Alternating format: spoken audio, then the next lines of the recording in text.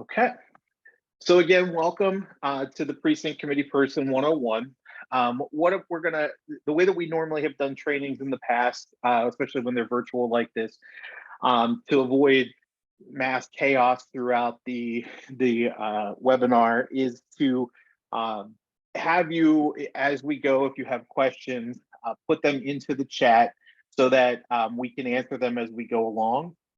And we will try to catch them as we go. If not, we will definitely get them all as we get started, or as we get through the meeting, I should say. So let me go ahead and get started.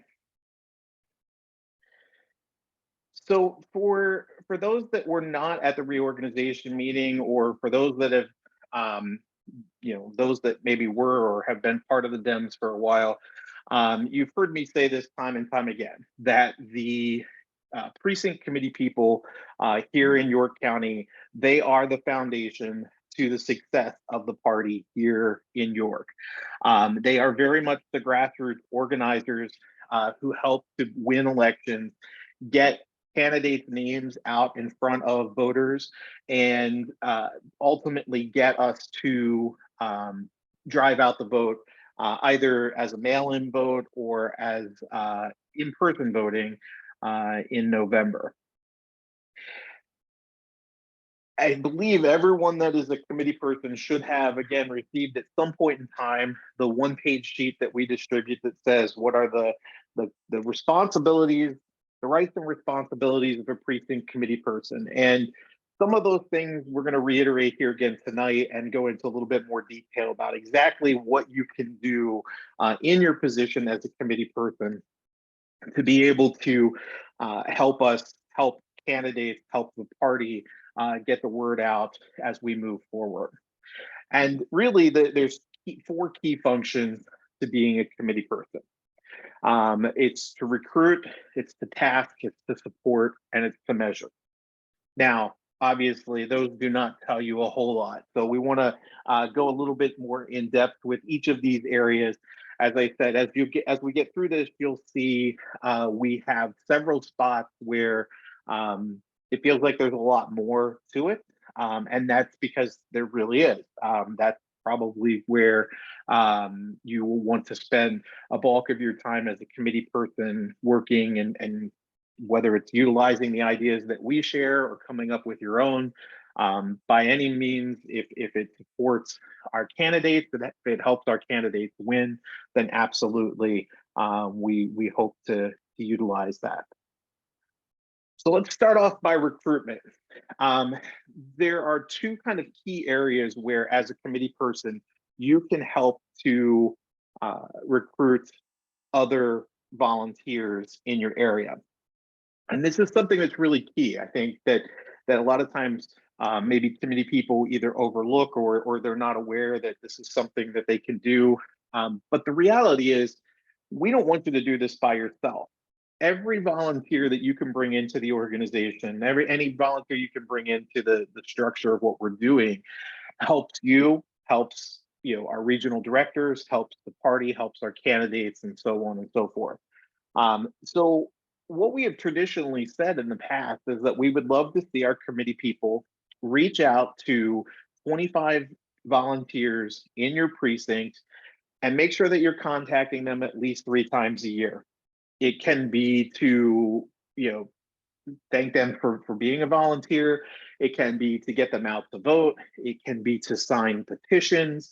But you should be reaching out to those neighborhood leaders at least 3 times a year to keep them engaged in the process, or to see if they're interested in volunteering more, or potentially in some of our precincts where we only have one committee person, those neighborhood leaders could potentially fill in for the second committee person, or ultimately down the road, if for some reason a committee person needs to step aside or they move on to something else, those neighborhood leaders then easily fit back into the structure of the committee person spot. So as I said, we would love for you to be able to reach out to roughly 20-25 volunteers in your particular precinct who are going to be those kind of diehard volunteers that you know you're going to be able to call them if there's going to be a canvassing event in your area. And again, if you're not familiar with some of these terms, we'll go through some of them as we go through the presentation here tonight. But these are the individuals that will help canvass. They'll be the individuals that you can depend on to help with poll watching on election day. As I said, they may be the volunteers that help with petitioning. They are kind of your backbone in your particular precinct. And we call them neighborhood leaders because, that's really what it is. Some areas, some different counties call them block captains, some call them neighborhood captains or leaders. It's really to have those individuals who can kind of adopt a section of their neighborhood and a section of your precinct and be the kind of contact for the voters in that particular area. As we also have here, and I just mentioned it a second ago, part of your responsibilities as a committee person is to help recruit poll watchers and poll workers. The difference here is really, one letter, and that is typically we say poll workers are those that are outside handing out information, getting voters to maybe make a last minute decision as to who they're voting for. Poll watchers are inside the polls watching the activity, making sure that if somebody comes up to the table and they're being turned away, we know why. We make sure that they get an opportunity to vote. We want to make sure everyone's vote counts. So therefore, we'd like to have poll watchers inside. Traditionally, this is a heavy load for our volunteers to cover the polls both inside and outside. So typically what we have seen over the last 5, 6, 7 years is an emphasis on the poll workers, those that are outside handing out information, giving kind of that last minute pitch to voters as they're going in. This is incredibly important during primary elections when a lot of times folks don't know who the candidates are that are on the ballot. And it becomes critical as well in a race where you may have a write-in candidate, because obviously you want to be able to get the materials into a person's hands that can, then take that in and put that name on the ballot as a write-in selection. So it is important for the precinct committee people, for yourselves, to try to recruit folks early to be a part of this effort. And again, that's where your neighborhood leaders come into play as well. If you're reaching out to 20 people and say 15 of those can help at the polls on election day, fantastic. That means you probably have enough to cover the entire day at your precinct. You're only talking about that one voting location that needs to be covered. The other caveat here is that we also utilize our neighborhood leaders, our committee people, to make sure that we get signage out to the polling places on election day. So the night before the election, and then usually either after polls close on election night or early the next day, those individuals are the ones that go out and put out the yard signs and bring the yard signs back back in after the election. So not as critical of a role, obviously, but for a lot of our candidates, again, it's an opportunity to have their name there as the last minute kind of pitch to voters as they're coming into the polling place.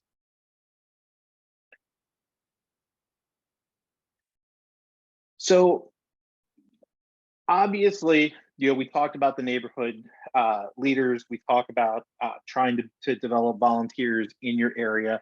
And one of the things we wanted to discuss here tonight is meeting your neighbors. What can you expect as a committee person when you're out and about trying to connect with others in your particular precinct? Well, first and foremost, we will be able to provide you with lists of contacts, or your regional directors can provide you with lists of contacts to the individuals in your neighborhood. And by contact, that means we are giving you lists of the registered Democrats in your particular precinct. So we really shouldn't be, based on those lists, sending you out to any Trump flag waving houses or any let's go Brandon sign houses, that type of thing.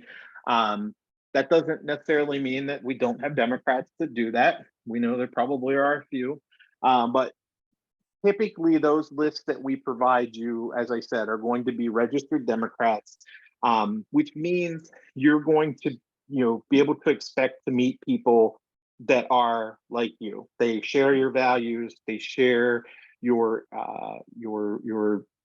interest in the candidates, the Democratic candidates, and we'll probably maybe want to chat your ear off, because, as the next thing says, you can expect to meet people who have never met a Democratic committee person before. You may be standing on their doorstep, and it's the first time they've met anyone from the party. It may be the first time they have met anyone that's affiliated with a candidate or a candidate themselves. It may be the first time that someone from the Democratic Party is interacting with that household.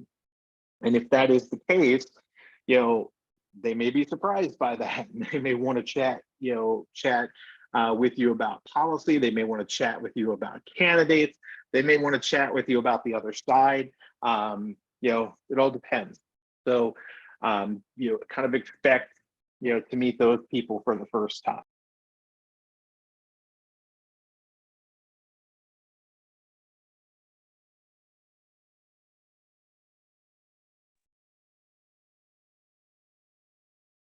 All right. I apologize, everyone. We had a network, our network go out here for a second. So apologize for that. So back to it. What we were saying was that, some of the expectations, you're going to be meeting people who are happy to know that Democrats are running for office. Even though you're not necessarily a candidate yourself, they're going to be happy to know that maybe there's a state house race in their area, state senate race in their area. Next year, they'll be happy to know there are school board candidates that are Democrats that are running in their area. So they're going to be happy to hear that. Expect to meet people who seem irritated when you knock on their door. We know how it is. We're not always thrilled when our doorbell rings or when someone knocks on our door, and we're reluctant to open it, especially recently. With COVID and everything, we have been reluctant to open doors to people that we've maybe never have met before. So just understand that you're going to meet people that are apprehensive about opening their door and apprehensive in talking to someone that they've never met before. On the flip side of that, you're going to meet people who want to invite you in for coffee. They want to have you there to talk even more. They're going to want to give you coffee. They'll give you something to eat. If it's a little bit chilly out, they might give you some hot cocoa. That's fine.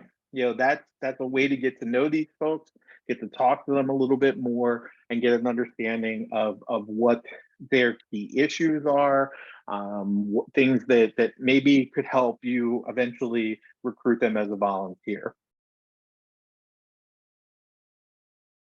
Expect to meet people who are in a hurry to get rid of you.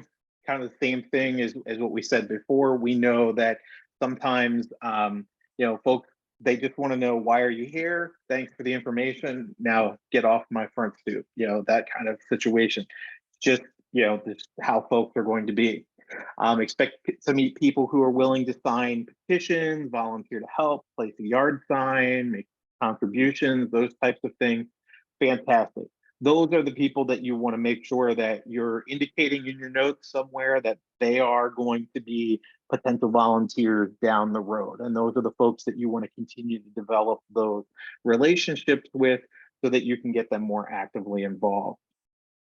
And then expect to meet people who have no idea, no clue what representatives, senators, school boards, et cetera, do. And actually, don't be surprised if you come across folks who don't know who holds those positions, especially given we're in a time right now where the district lines were redrawn earlier this year. There's a lot of people that still are unsure as to which congressional district they are in, which state Senate district they are in, and potentially which state House seat they live in as well.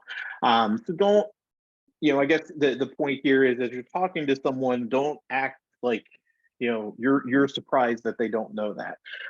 Keep in mind, you are folks who have stepped forward, who have volunteered because you have an interest in helping out the party, and these individuals are not necessarily always engaged in the political process. So you are there to as much help kind of inform them of who their representatives are, who is running, and to get them a little bit more engaged in the process, ultimately to get them out to vote as well, come the primary or the general election. So where do you begin?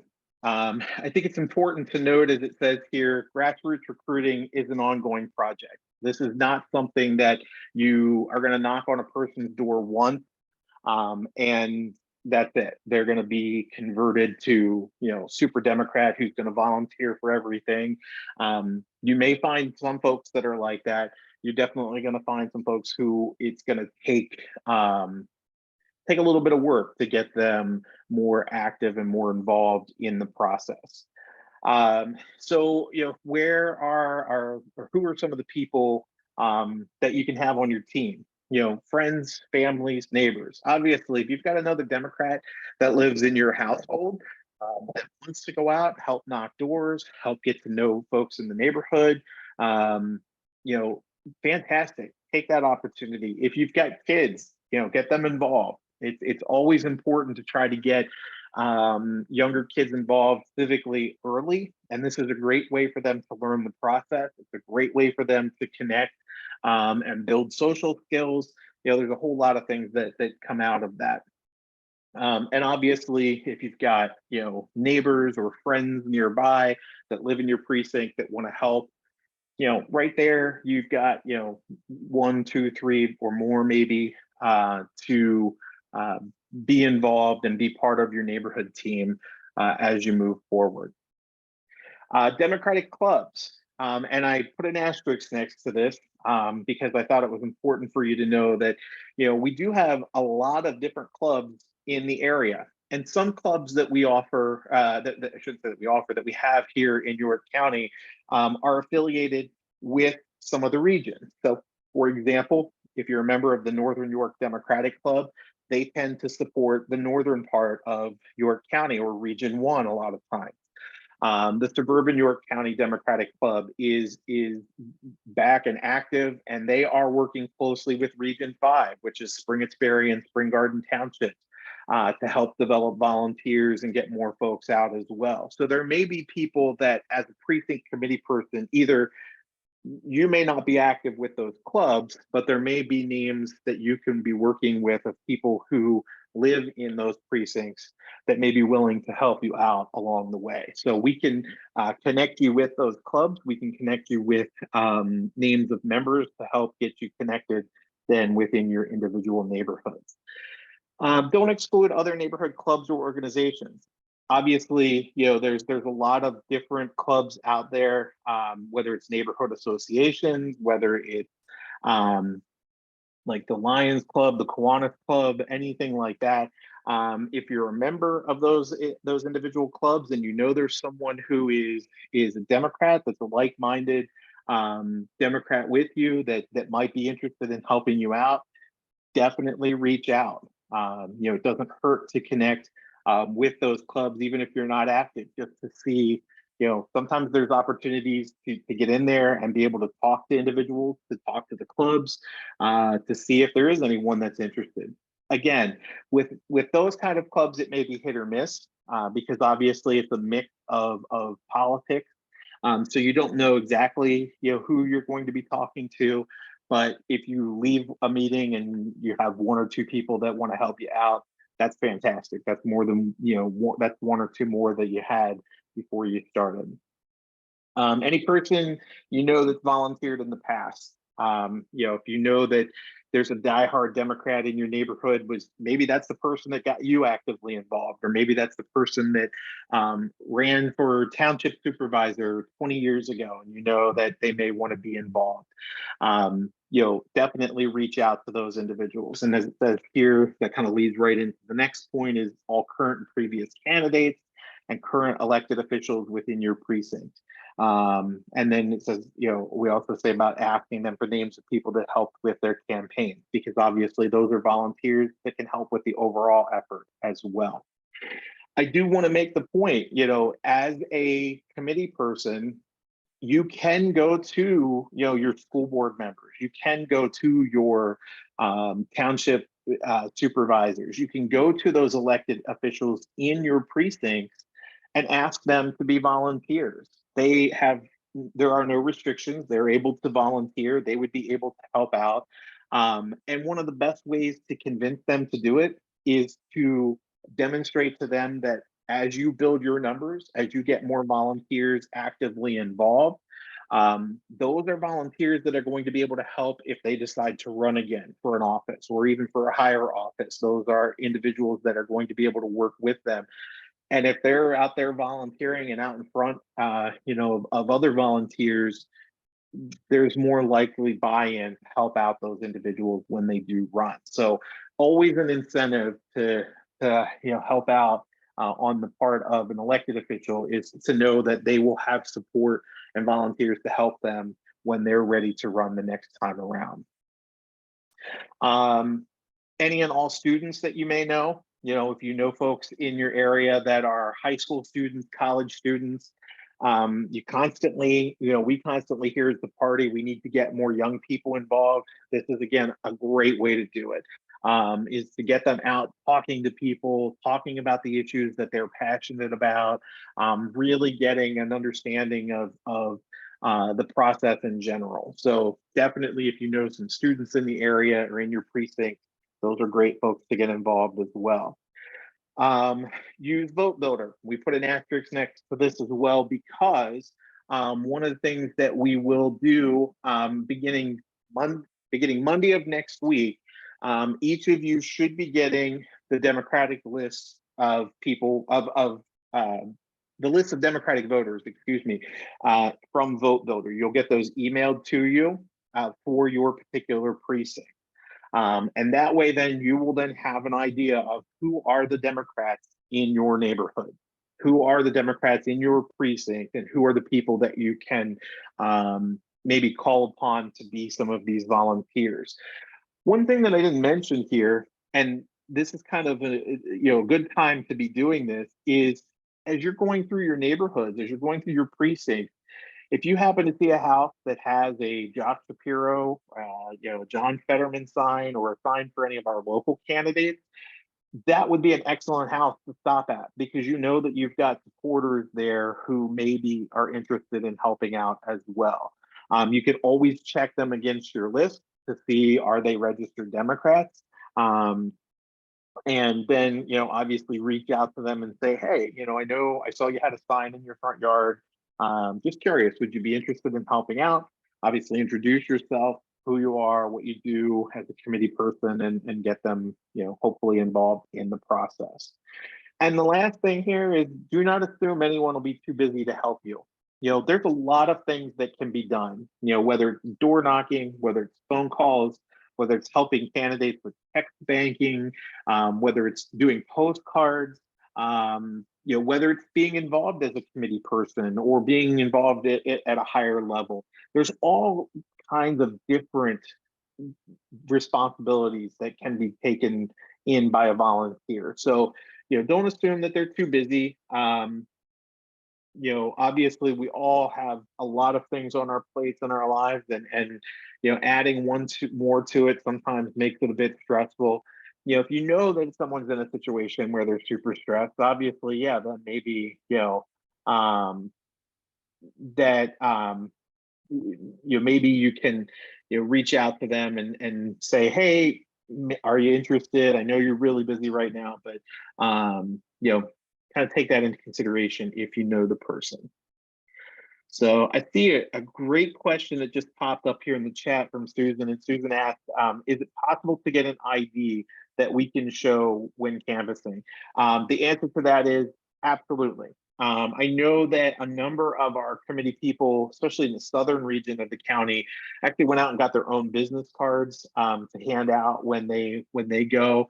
That's a possibility. We can absolutely make something for you. And one of the things that just popped into my head, because we've never done this before, but we have a button maker here at headquarters that our volunteers could create, committee person, I'm a committee person button, or a Democratic committee. We could come up with something clever to put on the button, so that when you're out and about, you're wearing that, something that maybe would ID you as a volunteer for the party, or even something that has your name, obviously, and what your position is as well. So thank you, Susan, for that question. Let me, we'll check in with our headquarters team and see what, their thoughts are on maybe doing the buttons. And we can also look at potentially doing business cards as well. I think that's a great idea. Okay.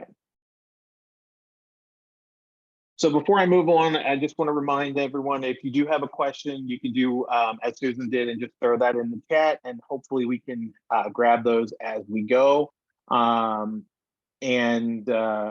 Yeah, thanks, Susan. Susan said that she likes the idea of the buttons.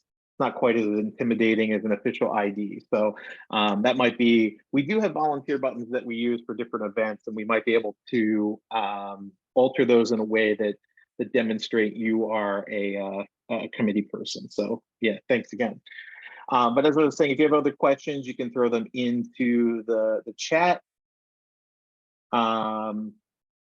Yes, and Joanne mentioned that at the reorg meeting, there were badges that folks had that had the name and the district number. If you kept those, you can use those, absolutely. I know a lot of folks returned those at the end of the night, but if you did keep them, that absolutely is something that you can use. And then Mark mentioned about business cards, obviously, is a way to leave your contact information, and we can absolutely, like I said, do that as well. Maybe what we can do is what we've done in the past for other positions is we've just kind of gotten a feel for who wants what, rather than just kind of blanketing the idea of everybody gets cards, everyone gets buttons. Whatever you feel is going to be the best to help promote you, we can put the a poll out there that allows you to make that choice for yourself. So thank you for that input. I appreciate it.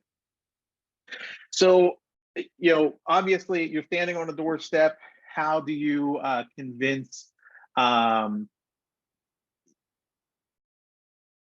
sorry, I got sidetracked. Yes, Susan asked that, could we get a list as a spreadsheet rather than as a PDF document? We should be able to do that. Typically, we can export the list so that they are in whatever format that we need. So yeah, we can potentially do that so that it makes it easier, obviously, to sort and utilize on your behalf. I will mention one other thing that we can do, and this is something that we have not gone deep into at this point, and that is we can potentially give all of our committee people access to Vote Builder, and that would be just for your specific area. Those that have used Vote Builders, you know that it can be if you're tech savvy, if you're data savvy, it can be a great thing to utilize, a great tool to utilize. At the same time, it could potentially create more headaches for you as a committee person if you're not familiar with it, because it can be clunky at times if you're not sure what you're doing. And we can provide training. So that's something that, if you're feeling a little bit more comfortable, we can also give you that kind of access so that you can get in and put information directly into the system itself. So when you're out and about and you're talking to folks, how do you convince them? When you walk up to someone's house and you say, Hi, I'm Chad. I'm from the Democratic Party of York County. I'm a committee person. I know you're a registered Democrat. Then what, right? We'll develop a rapport with them. Find out some measure of commonality. You might have a neighbor that you're friends with, or a coworker that may know them, or your kids might go to school together. That's a great conversation tool to get into that conversation with that individual, and just kind of start to build that general rapport with them, and get them comfortable, obviously, in the conversation. Share perspective. Kind of describe what your goal is. Are you there talking to them because you want to get more volunteers to help out on election day? And you can talk about, will Democrats have a tough time in York County, but if we have more folks that are out there helping, absolutely, we can win, in this precinct. Great example. And I talked about the Suburban Club earlier in this meeting, in this webinar here, and one of the conversations that came up at one of their meetings is the fact that there are several precincts within Spring Garden and Springersbury Township that, with just a little bit extra push, actually could be Democratic as opposed to being Republican. We could potentially have the Democrats have more than 50% of the vote in those particular precincts. So that's a great goal to go into, if you're one of those precinct people, and say, look, we're 45 votes away from flipping this to a Democratic precinct. What can you do to help out? How can we get you involved? Is that something you're interested in? Is that a goal that you're interested in as well? So, sharing that perspective, as we say, is key. Get to the commitment. Don't, as it says right here, don't be shy. Don't hesitate. Don't beat around the bush like I'm doing right now. Be specific in your ask. Tell them what you need. Tell them what we're looking for. Tell them what you kind of expect, and then make that direct ask. If you're looking for somebody who can help with door knocking and handing out information, and it's something that you want to do in their neighborhood, tell them, we're going to be doing your street and several blocks around your house this coming Saturday.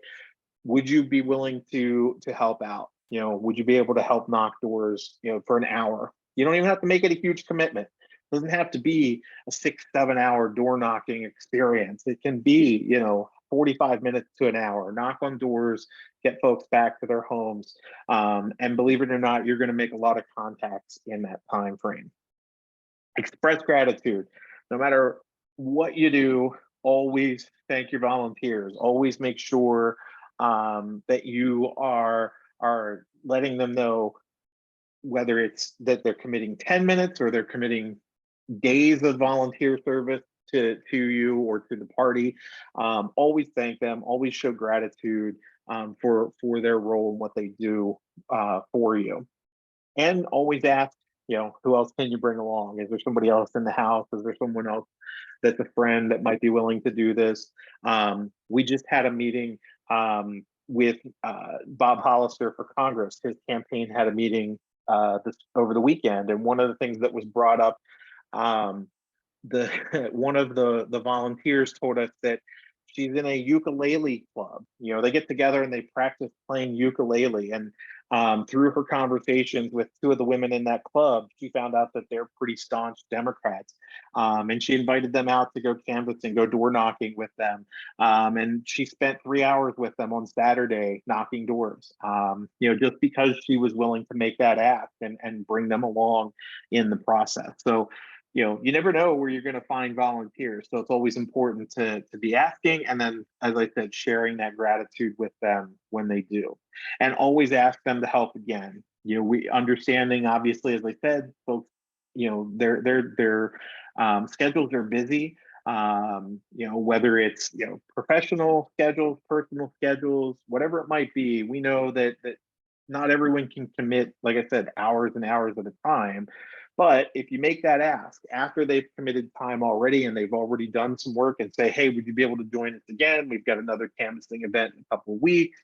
We're going to be out petitioning in a couple of weeks. don't hesitate to ask again, because a lot of times that's really what is needed. All you need to do is simply ask for the help, and it's there.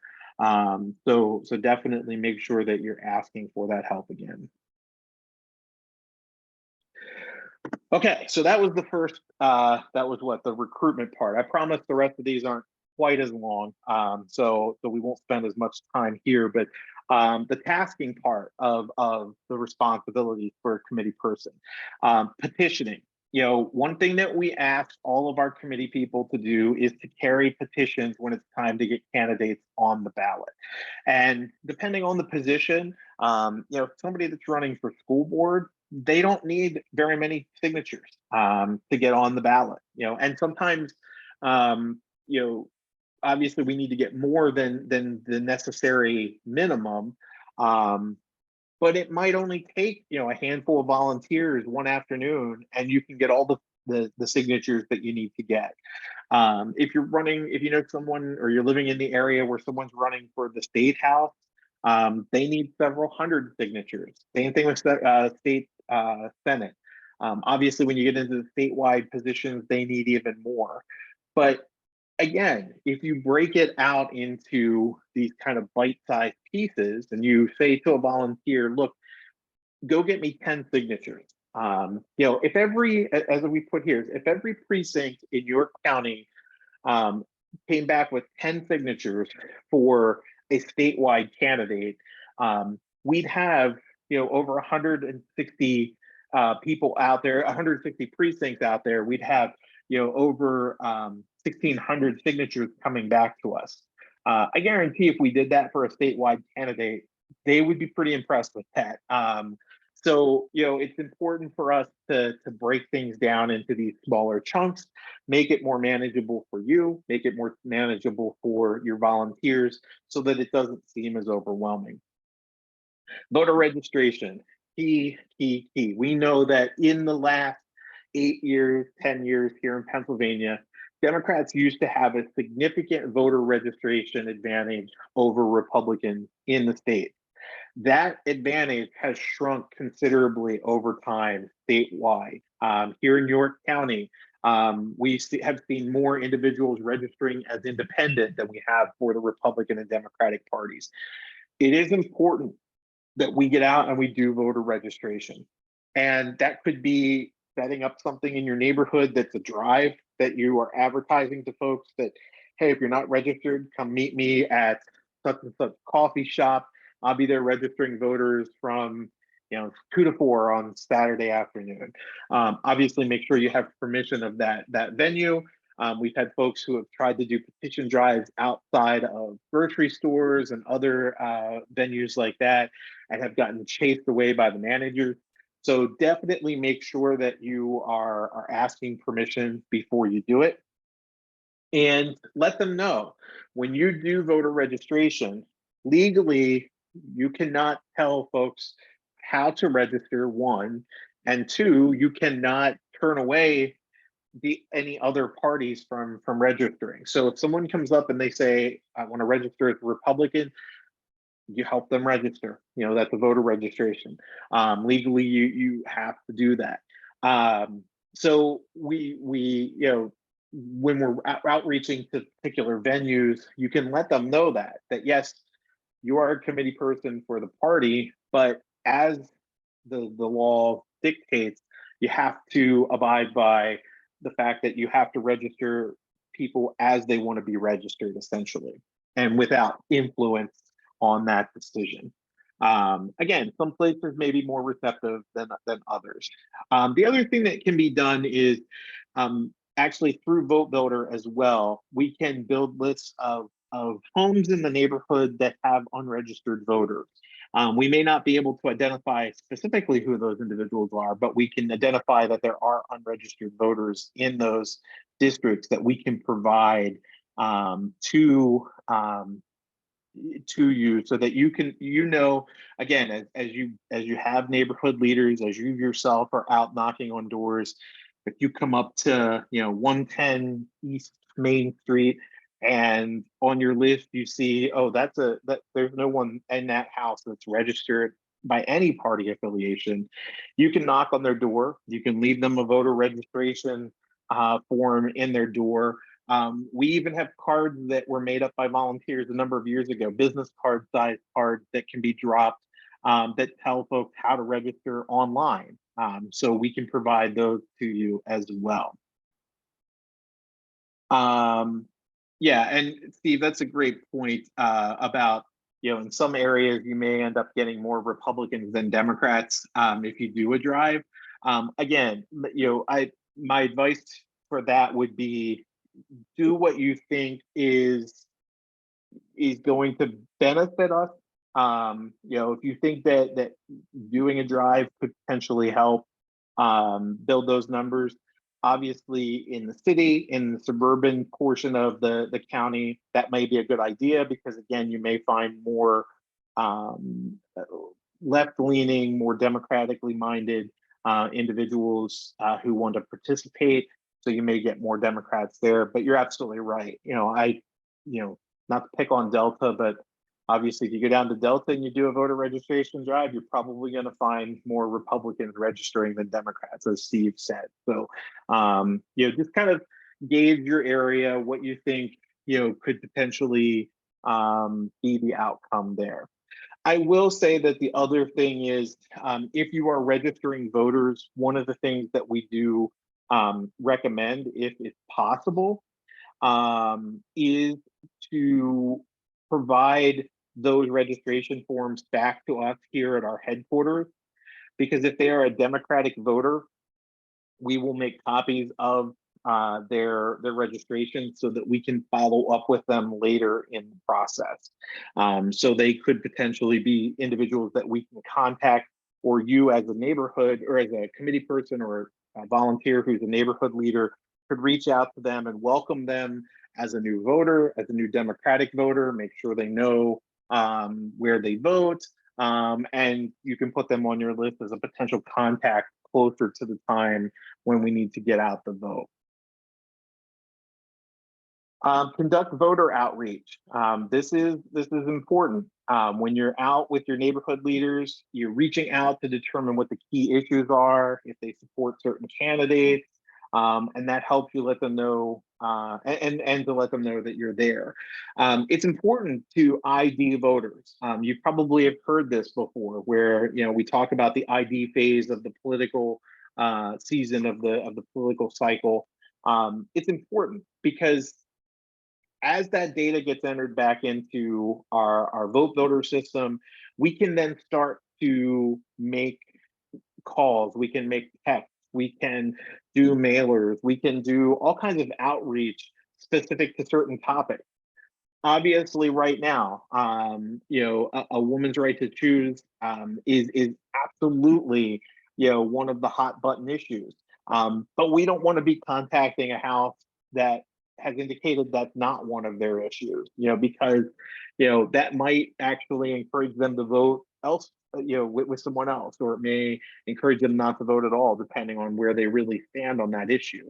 So being able to ID key issues and say, hey, you identified this as an issue while we were out on your doorstep a couple months ago. Let me tell you how candidate X is going to be able to help out with that particular issue, whether it's at the state level, the national level, or the local level. We can then start to put them into context as it relates to the candidate. It's an opportunity when you're outreaching to connect with voters, to tell them about the candidates, who the candidates are, what they stand for, how they can find more information. If there's going to be a local event where that person is going to be out campaigning, you can share that information with them. It just gives them an opportunity again to talk to someone. Obviously not the candidate themselves maybe at first, but it does give them someone that they feel like has a connection to that campaign that can tell them a little bit more about those candidates as well. So it's important for us, like I said, to ID where folks are. When I talk about ID support for candidates, you might be on a doorstep and you're talking to someone and they say, I am 100% voting for John Fetterman for Senate. Fantastic. Let's get that in our system, because then we know that's a voter that we don't have to work as hard to try to convince to vote for John Fetterman in the fall. That's a voter that, yes, we will want to outreach to again, that the Fetterman campaign themselves may want to outreach to again, or the coordinated campaign, which is the state-run campaign with Shapiro and Fetterman. They may want to outreach to that person again, but we don't have to spend a lot of time. We don't have to spend a lot of money on that individual person. We've got a solid voter there. It's those that say to us, you know what, I'm kind of on the fence. I just don't know who I want to vote for yet. I'm not really, I'm undecided. Those are the people that we want to make sure that we're identifying, so that we can go back and maybe talk to them about one of these particular topics that they're interested in. Maybe it's to provide just a little bit more information about the candidates, but regardless, it gives us an opportunity to connect with them again down the road. Last thing that we put under the tasks for the committee folks, and that is, attend the county committee meetings. According to our bylaws, we are to have regular county committee meetings throughout the year. So those are, meetings that we expect county committee members to attend. And then in your regional directors may host meetings from time to time as well. Whether it's virtual, whether it's in person, that all depends on timing and what phase of the pandemic we might be in. But those are important meetings to attend, because sometimes your regional directors, we're working very closely as a party with our regional directors to make sure that they have what they need to be able to reach the goals in their region. And part of that is to be able to outreach to you as a committee person. So if there are regional meetings, sometimes that's a good thing to make sure you're attending. All right, and then the last part of tasking is get out the vote. As it says here, we can't win if Democratic supporters stay at home. We know that. This is a term you hear GOTV, get out the vote, a lot when it comes to elections and campaigns. And a few years ago, I started to hear a number of people using the term goose, which is get out our supporters everywhere. Because it's not just getting out the vote, because as we've said, we've got to be more strategic here. We can't just be randomly telling people go vote and then realizing, oh no, we just sent 5 Republicans to the polls. We've got to be very strategic in how we're reaching out and what supporters we are getting out. So sometimes you'll hear us use the acronym GOOS, as I said, which is get out our supporters everywhere. You have to ask for every voter for their vote every time you speak with them. This is something we tell candidates to do as well. One of the key things that we tell candidates when we're working on their communication is ask for the vote. Don't just assume you have a vote. Don't just assume that the person you're talking to is going to vote for the person that you're supporting. Ask them for their vote every time. They may not give you, an answer. They may not say, who they're voting for, but there is a level of respect there to be able to ask them for their vote. And as it says, voters must be invited to vote. Make sure that they know this is where your polling place is. This is when election day is. These are the hours. Do you need a ride? We can mark it down and help find you a ride to the polls. But make sure that they know they're feeling, they're felt not only that it's necessary for them to vote, but you want them to vote. You want them to feel, that need to get out there and vote for these candidates. And the last thing I put here is, Attorney General Shapiro is not Governor Shapiro yet. And I put that because we can't just sit back and rest. We know that even though, John Fetterman has a pretty significant lead in a lot of the polls we've seen, even though Josh Shapiro has a lead that we've seen, and we've even seen within the last few days that Shemaine Daniels has a lead in the polls over Scott Perry. Those are things that we can't get complacent with. 2016 proved us one thing, and that is expect the unexpected. When the polls tell us one thing, we should be working as if they're telling us the opposite, because they may not always be accurate. So that's an important thing, especially when you're talking to potential other volunteers, is to remind them that Josh Shapiro is not the governor yet. John Fetterman is not our U.S. senator yet. Austin Davis is not our lieutenant governor yet. We have to be doing the work to get those individuals elected to office, and we can't just sit back and just assume that everyone's going to get out the vote just because we think they should. And this is another important thing. Someone's registration matters less than how they vote. So, we know that, as I mentioned earlier, there are a lot of independents here in York County. A lot of folks from both Republican and Democratic parties have switched to be independent. They're tired of the political parties. They didn't want to be a part of it. Maybe they're socially more aligned with Democrats and more fiscally with Republicans, or vice versa. That's something that we need to keep in mind, is that sometimes the registration doesn't matter as much. Relationships matter. As it says here, as a precinct committee person, your first job is to develop a relationship with the voter, and they in turn will begin to trust you. We hear it all the time from some of the folks that have been committee people for years. The late Mary Toomey in Mount Wolf, who was one of our committee people for such a long time. Right before the election, she would get phone calls from people in the Mount Wolf area and say, "Mary, who should I be voting for?" They knew her as their committee person. They knew her as the Democrat in the area, and they trusted her enough that they would call her and say, "Who should I vote for?" That's the kind of relationships that we need to be building, so that when a committee person is there and they've developed these relationships over years, we know that voters in that area will trust them and trust their guidance as well. Engagement matters.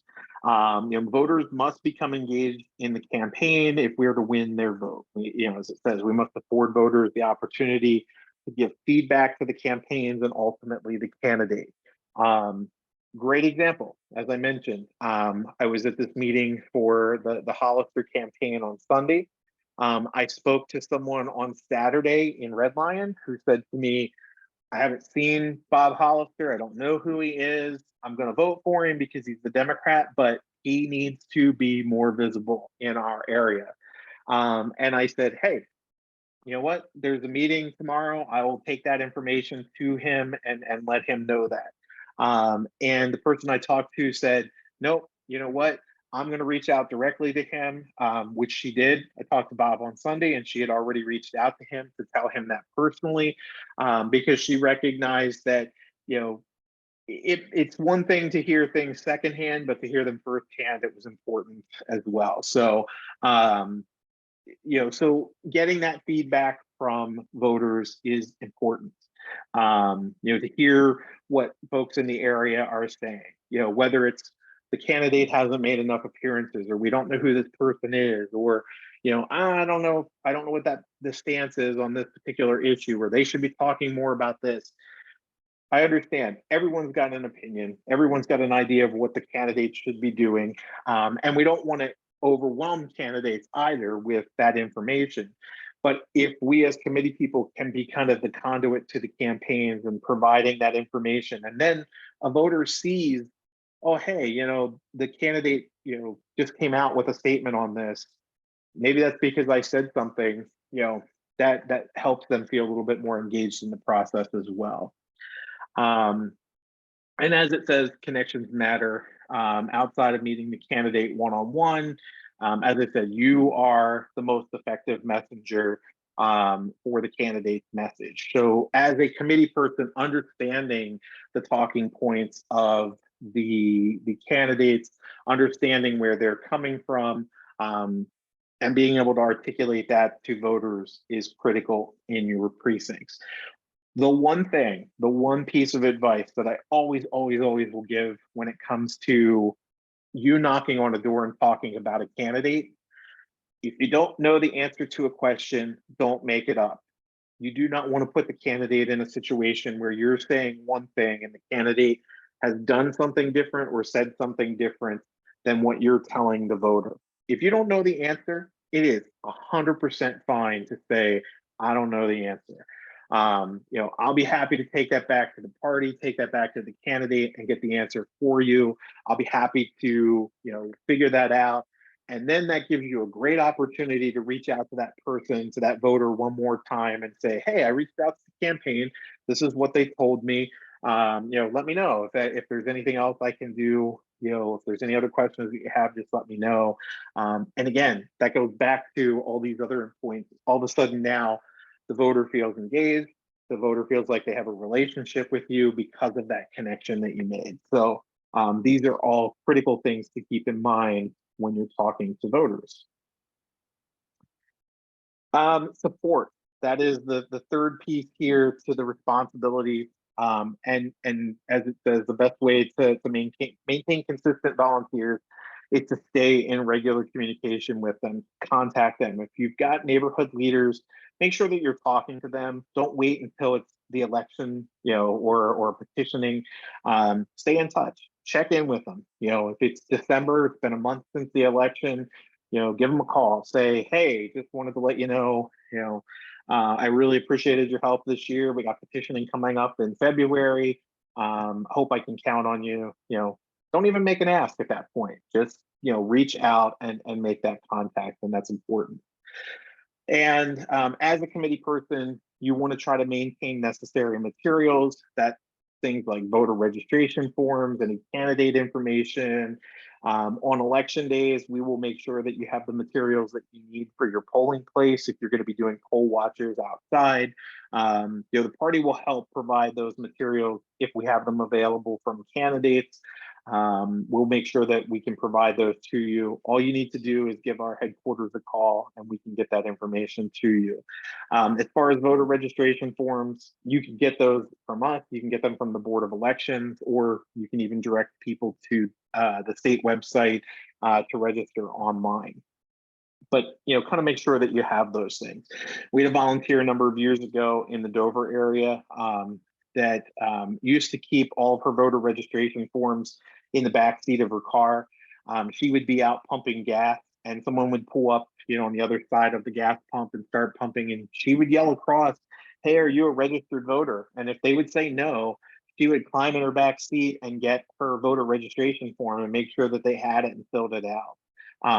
Those are things that you can do, to get people registered. Again, it's going to be kind of hit or miss. You don't know how they're going to register. But, who knows? It's a way to engage another voter. And, sometimes when you catch them off guard like that, they're more willing to fill that out. So always try to keep some materials on hand if you need them.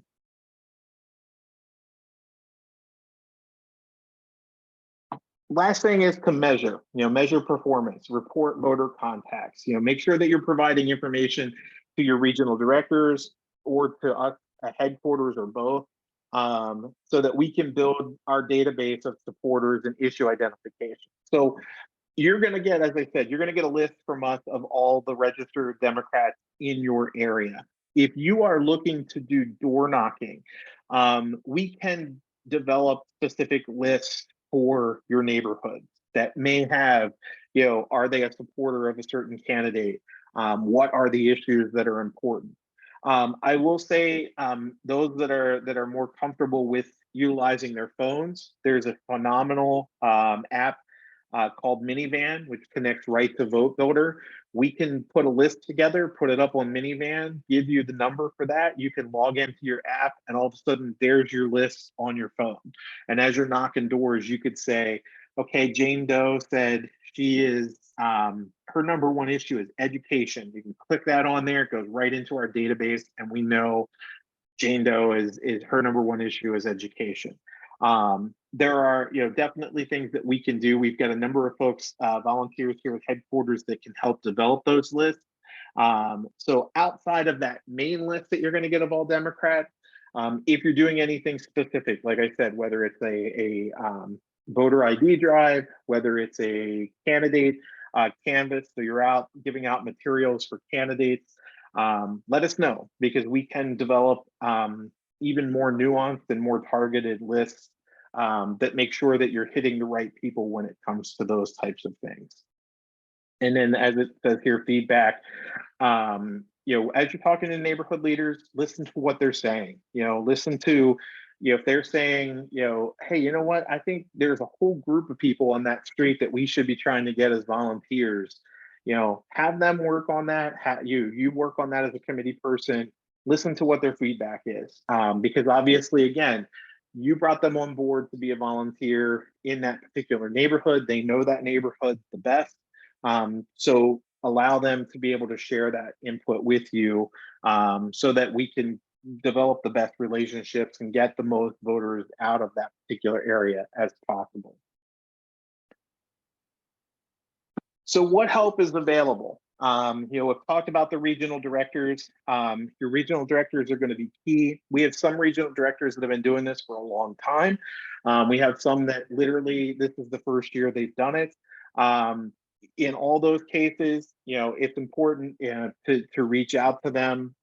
If you have not heard from a regional director, please send me that in an email after the meeting.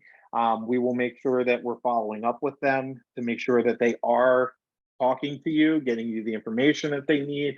I know that most of the regional directors have been really good about reaching out to folks, but I know there's a couple areas where we've had a few hiccups here. So please, let us know if you haven't heard, like I said, in an email afterwards from your regional director.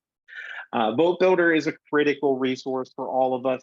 As I said, for those that maybe are interested in learning Vote Builder and learning how to utilize it yourself, please let us know. We've got a number of people that are well-versed and semi-well-versed in Vote Builder who may be able to provide some training and some information on how to get data from Vote Builder, as well as put data into Vote Builder. And then, of course, our offices in both York and Hanover. If you go to our website at yorkdems.org and you go to the top of the page and click, I think it's the About the DPOYC, I think that's the tab that's there. There's information there about how to reach out to both offices, when their hours are. Please don't hesitate to reach out and say, if you need, materials for a canvas, or you need lists, or whatever it might be, don't hesitate to reach out. That's what we're here for. That's why we have our volunteers in those offices. And that is the end of what I had here. So there's a lot of ways to get in touch with us. Obviously, if you're on social media and you're not following us on Facebook, Twitter, Instagram, we're also on LinkedIn and YouTube and all those fun things.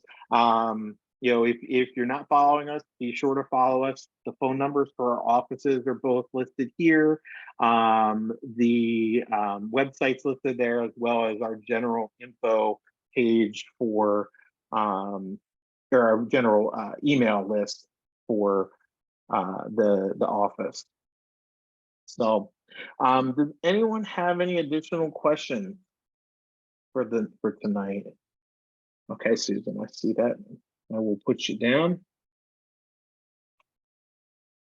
So what I will do is, as I mentioned, you will, after this session tonight, we're going to post this recording online on YouTube, so that folks that could not join us are able to, or if you missed something, you will be able to get more information there. We will follow up with a link so that you have that. And we will also then follow up with an email that has some information about some of the things that we talked about tonight, including those general lists that will be provided for you of the Democrats in your area, as well as any other additional things that maybe we touched on tonight that we need to provide you a little bit more information. So, Susie, that's a great question. Can you yourself do poll watching or poll working? Absolutely. Yeah. I mean, it's anyone that can volunteer in your particular precinct. Yeah, you can absolutely do it yourself. I know sometimes what will happen is that the committee folks will volunteer, and they will do, they will cover along with their neighborhood leaders, and then the regional directors will kind of oversee that entire region for the election day and check in with folks throughout the day, so that it's not necessarily going to be your responsibility to be checking all day on the polls. It would be the regional directors. So to that end, absolutely. We would actually encourage you to be a poll watcher or poll worker as well. Best days and times for canvassing. That is a great question, Susan. I will tell you, now that we are getting into shorter days, obviously evenings are a little bit tougher. During the day, during the week is usually difficult to canvass, because if people are working during the day, you may not get as many people answering the door. Weekends tend to be better. Saturdays probably are the best. Not too early, start maybe 10 a.m. And then run till like mid-afternoon usually. If you do a Sunday canvass, a lot of times I know the rule of thumb has been canvassing on Sunday should start afternoon, at noon, at 1 o'clock, something like that. That way, if you've got folks who are going to church, they'll be coming back home after that. If you've got folks that are sleeping in on Sundays, you're not going to be disturbing them. Weekends tend to be better, but over the summer and when we have longer hours of sunlight, if you're doing just general outreach, evenings tend to be pretty good as well, especially if people are sitting out in their yards or they're doing yard work. It's a great time to just stop and talk to them and engage with them. So has anyone developed a surefire opening line or two that engages people? That's a good question. I don't know. I can't think of anything off the top of my head, but I don't know, maybe something like, the Republicans are going to kill us all or something like that. I don't know. I'm kidding. But I think, that's one of those things that as you get out and start talking to people more, and you start to kind of polish what you say and do, it kind of, you can kind of develop that as you go. But like I said, I don't know anything off the top of my head, but if I think of anything, or I'll reach out to our regionals and see if they know of anything, and maybe they can provide some key lines to kind of get people engaged right off the bat. Any other questions? These have all been fantastic questions, and some like that last one that's interesting. We may have to figure out what are some of the key lines and share those out so that folks know, what's been effective. So, okay. So I don't see any other questions right now. So as I said, if you think of anything, my email address is cbaker@yorkdems.org. Please do not hesitate to reach out. I'm happy to follow up with you. If you email the info@York Dems, you'll get a response from that pretty quickly as well. We're here to help. If you think of anything, just let us know. And thank you for being a committee person. Thanks for giving up your night tonight. And we appreciate all of your input. Thanks again, everyone. Take care.